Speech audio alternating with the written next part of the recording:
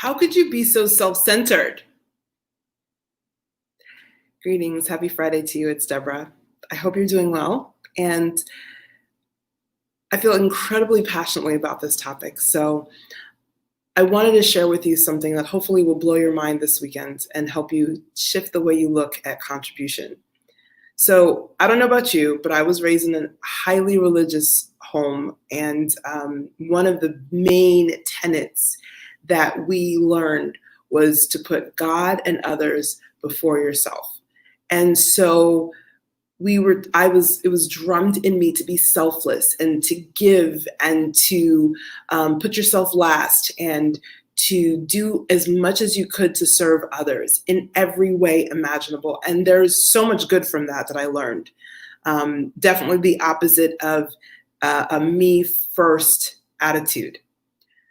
But I want to bring your attention to something that you might not have thought of before. What does it mean to be selfless? We often associate the word selfless with benevolence, generosity, caring, genuine concern and kindness to other people, and caring about other people like you care about yourself. Then we also think of self-centered as something that's not desirable, something that is mean, unkind, arrogant. I'm trying to think of some other words here. Selfish in a way that's not positive, taking from others to take care of oneself and that kind of thing. Okay. So here's the idea that I want to introduce to you, which is that between someone who's being selfless by the traditional definition and someone who's being self-centered by the traditional definition, the person who's self-centered is in a better position to contribute more to others. And here's why I say this. Because if we come back to the idea of oneness, which is that you and I are one, and what I do to you, I do to myself, and we think about the idea of giving, generosity, caring, kindness, we come to realize that we can only give what we have. We can't give something that we don't have. Where are we giving from? There's different kinds of giving, okay? But in the traditional sense, we're giving from something that we already possess, whether it's our time, it's our attention, it's our love, it's our possessions, whatever. So the idea of being a giver, generous, contributing to others ties hand in hand with having plenty yourself. If you don't have plenty yourself, you don't have anything to give to others. So what happens to the person who's selfless? In being selfless in our traditional definition, we're trying to give, but we don't even have enough for ourselves. So instead of giving out of an abundance, we're giving out of a deficit. What then happens if we're giving out of a deficit is eventually we run out, okay? Because if you're giving from what you need for yourself, eventually you don't have enough to take care of yourself, and thus you can't take care of others.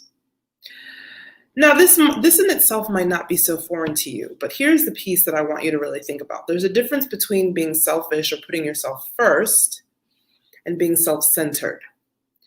And the difference is that when you're self-centered, think about the word centered. Centered, if you think about it in the angle of physics, which is, of course, my engineering background, I always go there.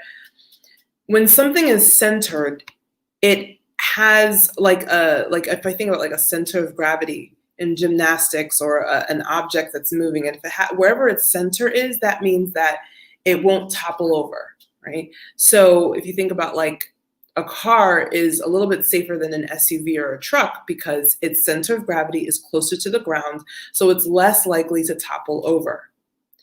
So think about if you are self-centered, that means that your centering is within yourself, which means that it's a lot harder for something outside of you to topple you over. It's not the same thing as selfish. The way I'm defining it here, just for the sake of clarity, I want to make it really clear. When you're self-centered, you are centered on something that you have control over. And that, my friends, is the definition of independence. When you're independent, you're not needing external circumstance to be a certain way for you to be centered, for you to be okay, because you're centering on yourself. That doesn't mean that you have no compassion or care or kindness or generosity to give to others. It means that you have more to give, because more of the time you're in control of how you feel and what resources are available to you. So I just want to, I hope this helps for you to see the difference between being selfish, selfless, and self-centered. Okay. And because I know that the people who work with me, the people who listen to this work that I do, really care about making a real difference in the world, of making a real impact, AKA contributing at a high level, I encourage you to be a little bit more self-centered. It does sometimes look like being more selfish to people with an untrained eye, but a trained eye knows the difference. And doesn't matter what other people think about you, or does it matter that you know you are living on purpose and fulfilling the reason why you are here on the planet, which is more important to you.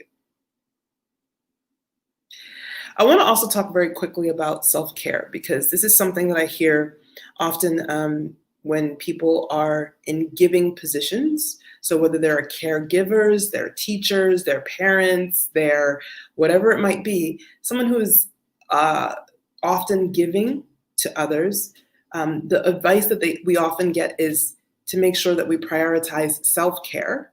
So that's why a lot of times when people think about giving and taking care of themselves, they think about self-care. But I want to really kind of break down that myth or that notion, because here's why. Self-care could be things like taking a nap, going for a walk, enjoying a hot bath, taking yourself out to dinner.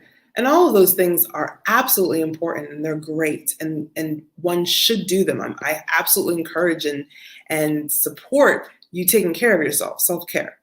But it's not enough in itself. And why do I say this? Because you can be taking care of yourself and still be outwardly centered on other people's opinions, centered on other people's expectations. And then guess what? You have to do a heck of a lot of self-care just to get back to an okay place, because you're always getting thrown off center by someone else.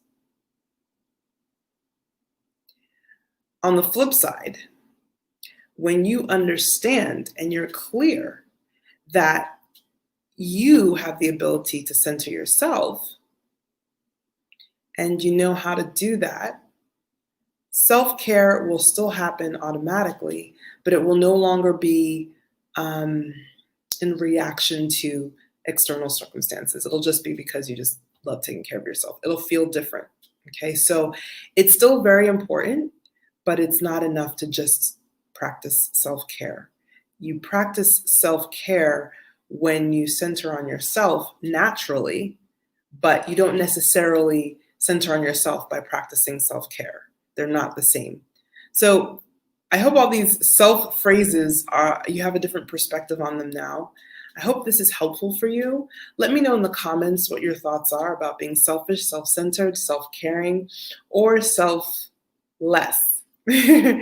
And how you've been using the phrase, and if anything that I shared with you today will shift the way that you use these phrases, or the way that you see them or see yourself in regards to how you react to what is happening around you.